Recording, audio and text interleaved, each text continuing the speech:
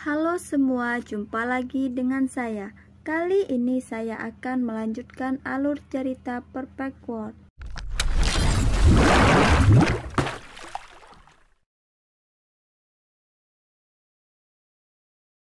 Lanjutan episode sebelumnya.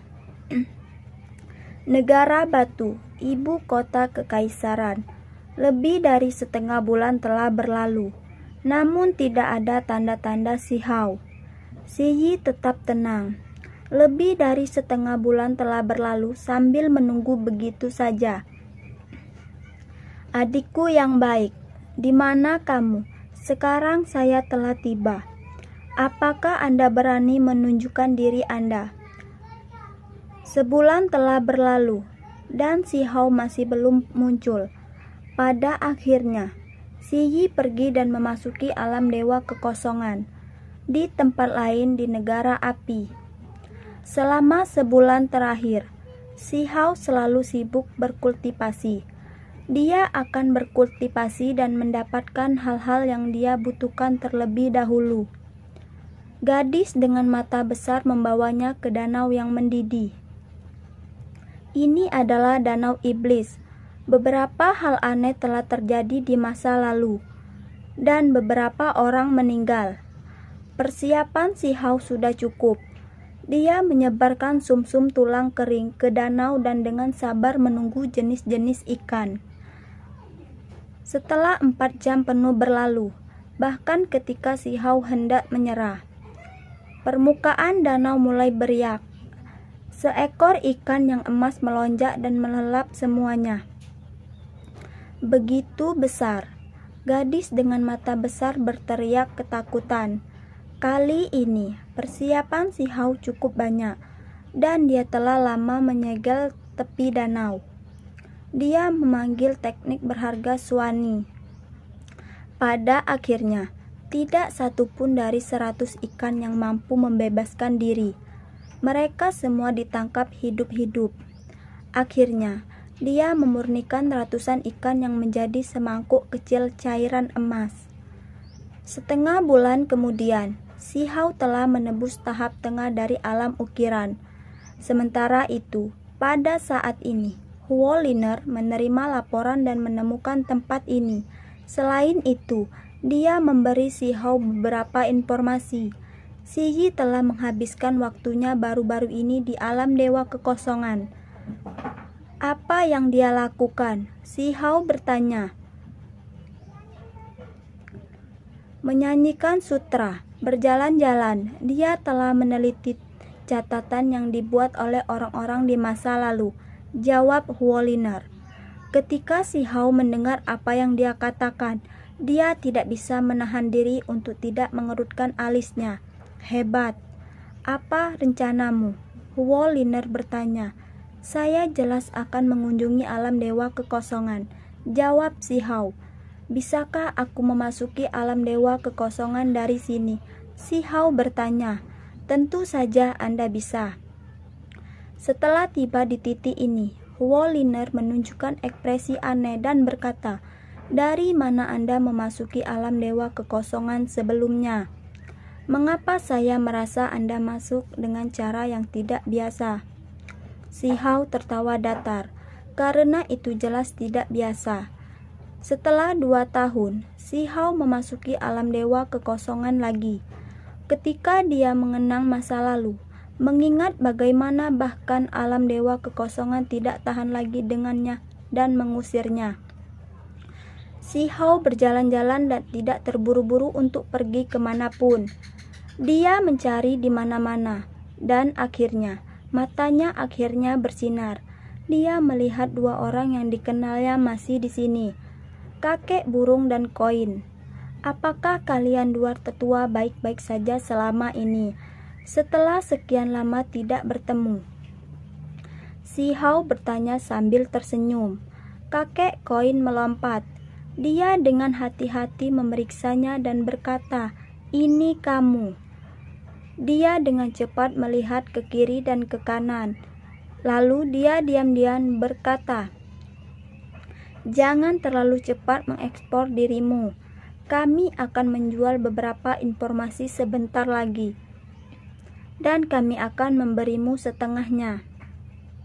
Tidak perlu, kecuali jika itu adalah teknik yang berharga atau sisa-sisa dari bintang berdarah murni. Itu tidak terlalu menarik bagiku, si Hao menjawab. Nada bicaramu menjadi semakin kasar. Jangan lupa siapa yang bekerja dengan kami 2 tahun lalu, ucap kakek koin. Kakek burung juga mendekat dan berkata, anak muda, kamu benar-benar mengesankan. Seberapa besar masalah yang akan kau sebabkan kali ini? Si Hao melirik mereka dan berkata, apakah saya terlihat seperti tipe orang yang akan menyebabkan masalah? Kamu tahu. Keduanya berteriak serempak. Si Hao memutar matanya dan berkata, saya orang yang sangat perhatian. Saya tidak akan pernah membuat masalah. Setelah beberapa saat, tersiar kabar bahwa anak si Hao telah kembali mungkin untuk berperang dengan si Yi. Pada akhirnya, si Hao muncul. Kebisingan terdengar ketika si Hao muncul di dalam alam dewa kekosongan, dan keributan besar terjadi. Berita kemunculan kembali si Hao telah menyebar kemana-mana. Semua mata tertuju padanya. Di lain sisi, di ibu kota kekaisaran negara batu, si Yi membuka matanya. Dia telah menerima laporan. Dengan ekspresi tenang, dia berkata, aku akan pergi melihatnya. Si Yi datang. Surga, individu dengan 2 murid muncul. Alam dewa kekosongan berteriak dan bergetar ke segala arah. Topik ini sedang dibahas di mana-mana. Anda telah mendengar. Kedua makhluk muda tertinggi keduanya memasuki alam dewa kekosongan.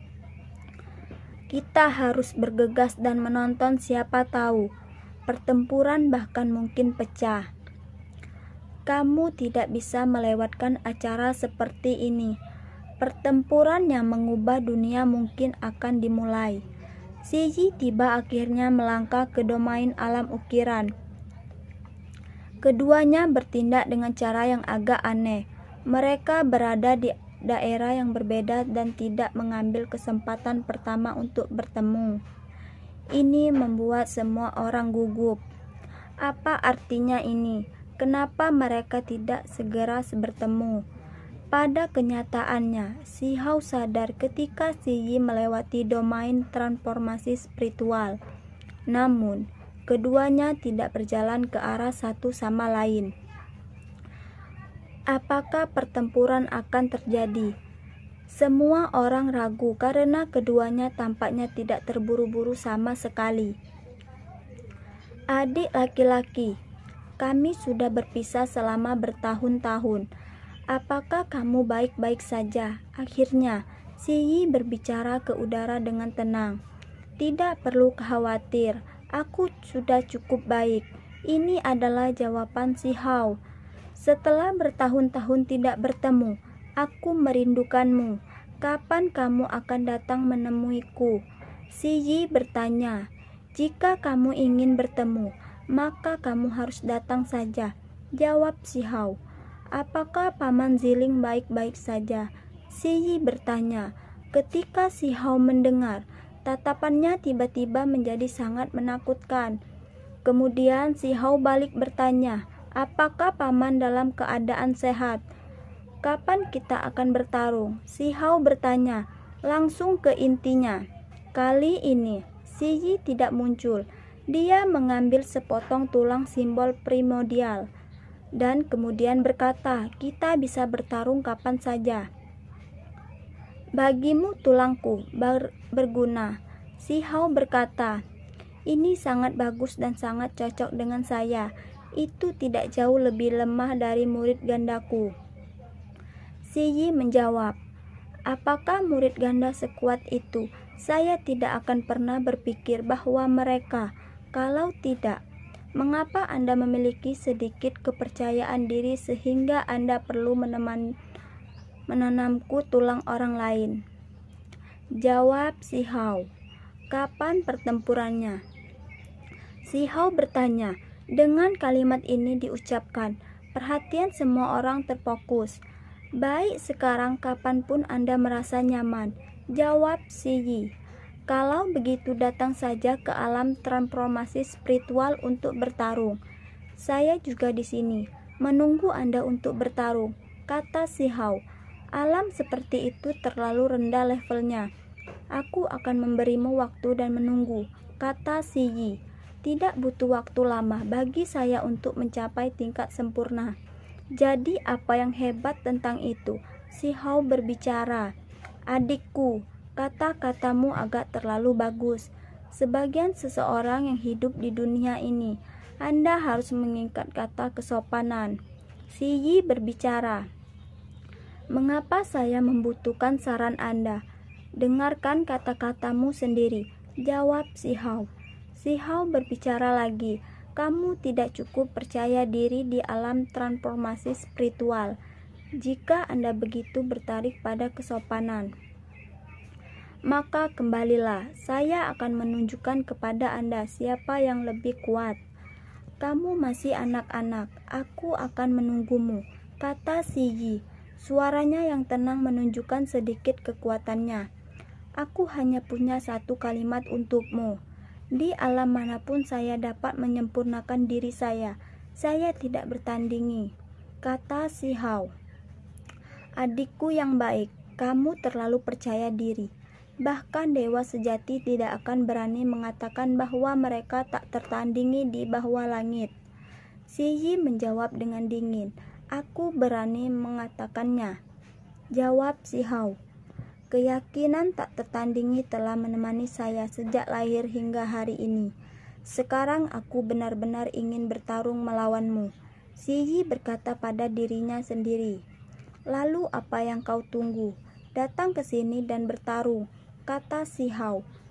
Pertarungan, Anda hanya seorang pembudidaya alam transformasi spiritual yang tidak signifikan. Namun Anda berani memerintahkan saya. Itu akan menjadi lelucon yang berlebihan. Sedikit ejekan muncul di sudut bibir si Yi. Si Hao tidak mengatakan apa-apa dan kemudian pergi menuju Rain Klein Manor.